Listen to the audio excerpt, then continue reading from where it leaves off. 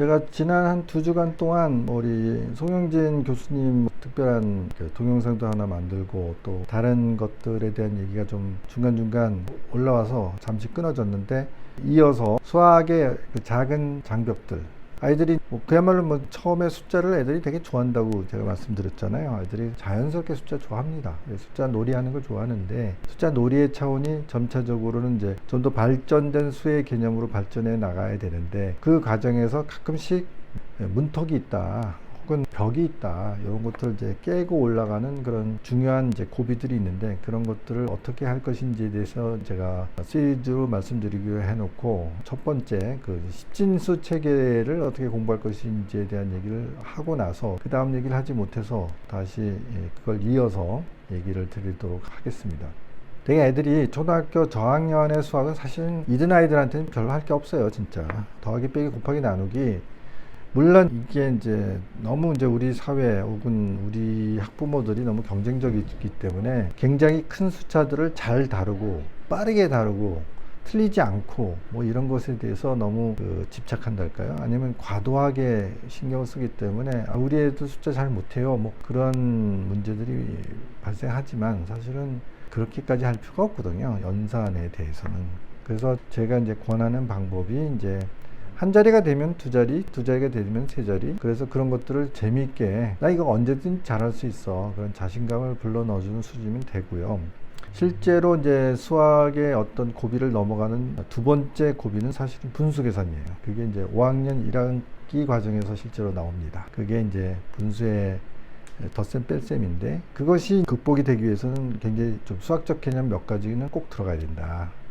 그게 통분의 개념, 통분을 하기 위해서는 최소 공배수의 개념, 최소 공배수를 뽑아내려면 소인수 분해, 소인수 분해를 하려면 소수와 합성수의 구분, 그리고 소인수 분해라는 다소 낯설고 복잡한 과정을 세계적으로 접근해야 되는 그런 것들이 훈련시켜야 되고, 그게 5학년 1학기에 집중되는 개념이다. 근데 그것을 우리가 다소 난삽하고 한자어로 돼 있는 공배수, 소인수 분해 이런 것들로 이렇게 접근하는 것은 사실은 상당히 아이들한테 거부감을 일으킬 수 있죠. 이게 뭐야 갑자기, 이런 건 몰라도 되는 거 아니야? 실생활과는 유리된, 필요 없는 거 아니야? 이제 그런 것들을 이제 극복하기 위해서 만든 하나의 에피소드가 있어요. 그 에피소드 얘기를 제가 해드릴 테니까, 이 부분부터는 좀 따로 이렇게 편집을 해서 사실은 아이들한테 들려줘도 좋을 것 같긴 한데, 그거는 제가 좀 고민을 해보겠습니다. 제가 이 부분을 가르칠 때 어떻게 하냐면 2분의 1 더하기 3분의 1을 가르쳐요. 자, 2분의 1 더하기 3분의 1은 뭘까? 라고 얘기했을 때 꽤 많은 아이들이 사실은 벽처럼 느껴집니다. 또 재밌는 것이, 재밌다고 해야 되나? 중학교 입학한 애들 30명을 불러 모아놓고 물어보면요, 한 3분의 1이요 제대로 대답 못합니다. 2분의 1 더하기 3분의 1? 어떻게 하더라?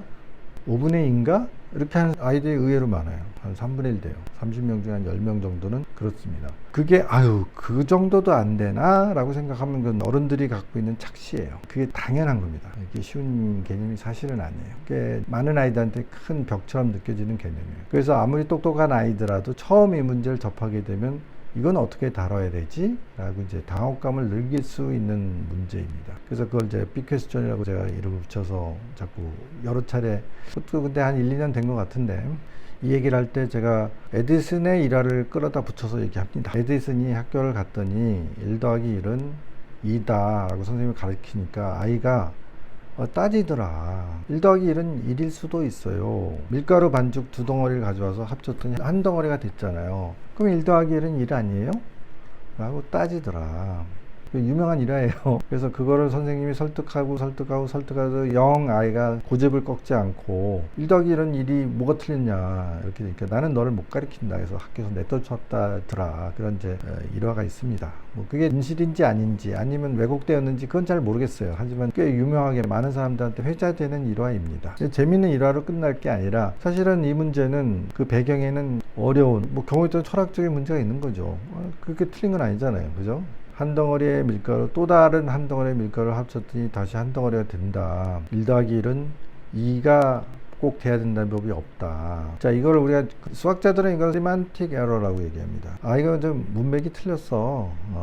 말을 잘 못 알아들었어. 수학에선 그런 거 있지 않지. 그래서 그런 것들을 엄밀하게 증명한다고 노력했던 사람이 화이트헤드라는 수학자와 버트란트 러셀이라는 수학자 두 사람이 소위 수리 논리학이라는 학문을 만들어내면서 그 부분을 증명합니다. 그래서 제가 관련된 책을 읽다 보니까 1 더하기 1은 2라는 걸 증명하기 위해서 23페이지의 증명 과정이 필요했대더라. 그런 전설 같은 얘기가 있어요.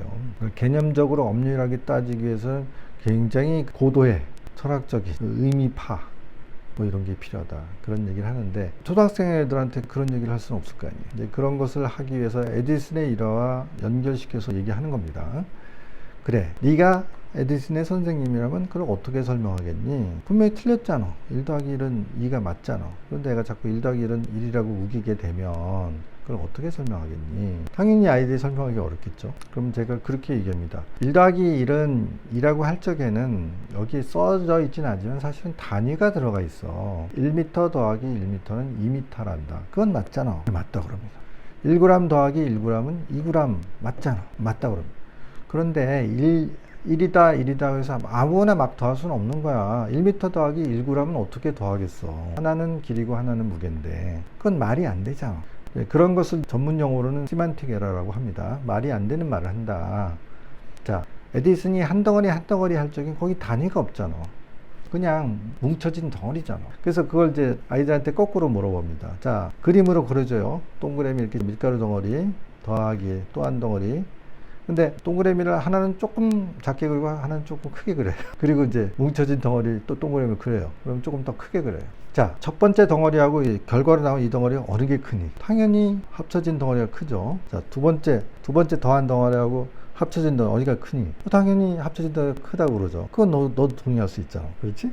그럼 첫 번째 덩어리와 두 번째 덩어리는 어느 게 크니? 꽤 많은 애들이 같죠? 아니지. 같은지 틀린지 알 수가 없지. 덩어리라고만 했지. 이 덩어리가 이 덩어리가 더 클 수도 있고 저 덩어리가 이 덩어리가 클 수도 있잖아. 자, 그러니까 함부로 같은 일이라고 해서 한 덩어리라고 해서 같다고 얘기할 수는 없단다. 그러면 이게 어느 게 큰지 작은지 하려면 단위가 같아야 돼. 이것도 10g, 이것도 10g이라면 같지만 얘는 9g, 얘는 8g이라면 이쪽이 더 크지.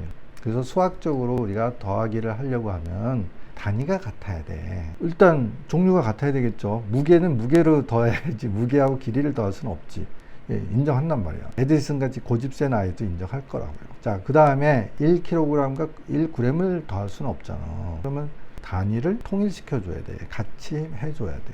자, 1kg은 1000g으로 바꾸고 그래야지 단위가 같으니까 1000과 1을 더해서 1001g이 되는 거야. 아니면 반대로 1g은 0.001kg이야 하고 kg으로 단위를 맞춘 다음에 합쳤더니 1.001kg이 되는 거야. 그것이 수학적인 개념이란다. 그렇게 얘기해 주는 거죠. 자, 2분의 1 더하기 3분의 1은 이것도 한 조각, 이것도 한 조각이지만 이건 2분의 1 조각이니까 좀 크고 이거는 3분의 1 조각이 때문에 조각이긴 하지만 크기가 달라. 크기가 다른 것을 조각이란 이유로 해서 두 조각이라고 얘기하기는 사실은 어렵단다. 수학적으로 따지고 들려면 이게 같은 크기의 조각으로 나눠야 돼. 그래서 2분의 1 조각은 좀 더 잘게 나눠서 6조각으로 내면 6조각 중에 3조각이 되는 거야. 3분의 1 조각은 6조각 중에 2조각이 되는 거야. 그러면 6분의 1 조각이란 크기는 같잖아. 근데 이건 3조각이 2조각이 되니까 5조각이 되는 거야. 라고 얘기를 해줍니다. 자, 그래서 통분에 대한 설명도 하고, 피자 그림을 그리면서 그림으로 보여주기도 하고, 그래서 2분의 1 더하기 3분의 1은 6분의 5가 되는 과정들을 얘기를 풀어나가듯이 얘기를 하는데 대충 보니까 15분에서 한 20분 걸리더라고요. 그래서 제가 15분에서 20분에 걸쳐서 이 얘기를 막 풀어놓는 얘기를 하나의 동영상으로 만들어 볼까? 그런 생각도 하고 있습니다. 그런 걸 하면 그냥 아이들한테 보여주기만 해도 되지 않겠어요. 그런데 일단은 오늘은 제가 말씀을 다 드렸으니까 어머니 아버님들이 이 얘기를 아이하고 대화를 통해서 전달할 수 있을지를 한번 점검을 해보세요. 이게 사실은 학교에서 이런 과정이 이루어져야 되겠지만 이것이 사실은 아이들마다 천차만별입니다. 에디슨처럼 이게 왜 이렇게 되냐 따지는 애도 없고요. 그죠? 그 의미를 잘근잘근 쪼개서 그러면 이걸 합리적으로 더하기 위해서는 같은 크기로 같은 단위로 통일해야 된다는 개념을 얘기할 수 있는 사람도 없습니다. 근데 아이만 없는 게 아니라 선생님도 없어요. 그렇게까지 설명해 줄 수 있는 선생님도 없고요. 아이들도 그런 얘기를 한 10분, 15분에 걸쳐서 쭉 얘기를 풀었을 때 그걸 재밌게 듣는 아이도 있을 수도 있고, 어떤 아이는 그렇게 들을 수도 있고, 아니 2분의 1 더하기 3분의 1을 왜 이렇게 길게 쓸데없는 얘기를 해가면서 시간을 끌어요 라고 할 수 있는 아이도 있고요.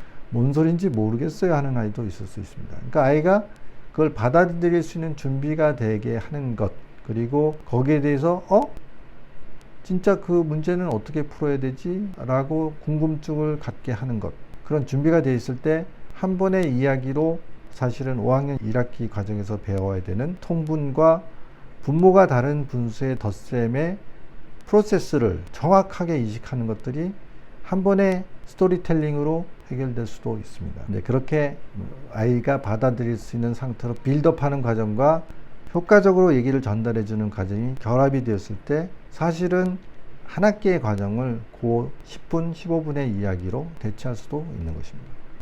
오늘은 여기까지 하겠습니다.